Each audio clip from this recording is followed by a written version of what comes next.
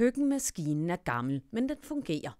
Men jeg gider ikke bøvlet med at sælge den for et par håndører, så den ryger i buret med elektronikskrot på genbrugspladsen, ligesom 9.000 tons andet brugbart elektronik gør hver eneste år i Danmark. Dertil kommer 4.500 tons elektronik, der med rengøring og lettere reparation ville kunne have været genbrugt.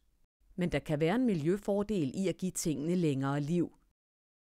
Som det er i dag, er køkkenmaskinen affald med det samme, det ender i buret, og var den ikke i stykker i forvejen, så er den det nu.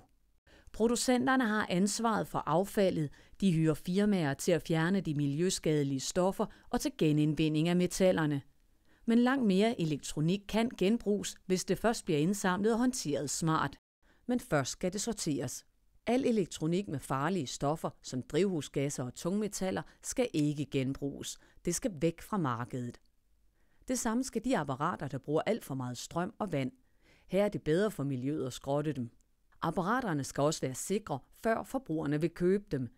Derfor skal de testes.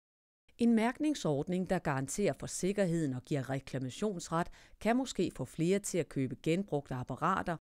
Producenterne, kommunerne, affaldsselskaberne og Miljøstyrelsen skal det næste halve år komme med deres bud på, hvordan flere elektriske apparater kan genbruges, og hvem der skal stå for det praktiske. Men der kommer til at gå flere år, inden et nyt og mere miljøvenlig løsning er gennemført. Indtil da må køkkenmaskinen blive solgt, stillet til genbrug eller ende sit liv som affald.